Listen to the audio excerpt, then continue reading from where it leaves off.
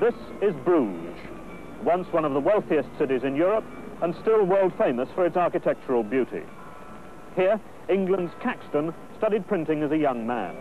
And here too, England's Charles II sought refuge and set up court when exiled from his own country during the Civil War in 1656. Things were evidently pretty lively in the court of King Charlie in those days. Shameless debauchery is how the history books call it. And even today, the stay of the English king in Belgium is having its repercussions. Because here, today, a Belgian is planning to invade England. He's Monsieur Victor Depaepe, aged 41, an accountant by trade, and the owner of a fishing fleet at Zeebrugge. He's president of a local fishermen's organization and a member of Bruges City Council. The ship that's taking him to Britain is a 23-ton red, purple and white fishing boat with a crew of 5. And the reasons behind the voyage?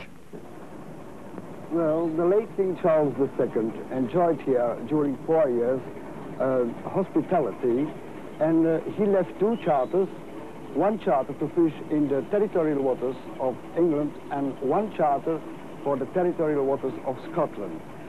50 ships are allowed to fish, as for these charters, are allowed to fish in these waters as long as there is a kingship.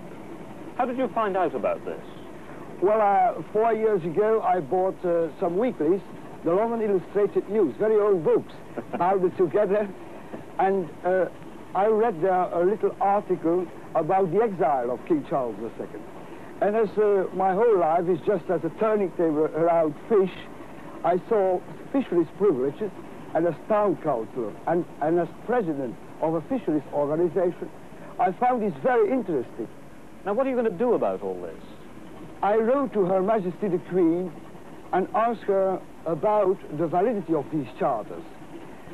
Then I got an answer that she charged her law officers to examine this. I believe you've renamed your boat.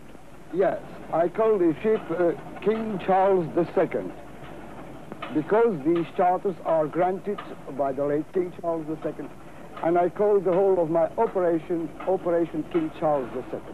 How about your crew? I mean, how do they feel about it? How did you choose them? Well, these men came freely to me and offered their services. And they too, they are convinced, as I, when going to fish, that we are nothing doing wrong.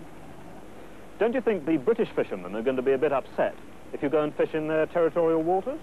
I think so. That is just as a stranger come in your garden and take a flower. Nobody likes that. But I shall try. I think that we shall ask to become member of the Trawlers Association. And I shall try, from British side, that they accept us as being a part of the English fishing fleet.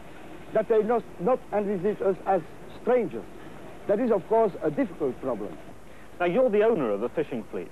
Would you fish in British waters if you get away with this? I think no, because when this operation is finished, I shall sell all my boats.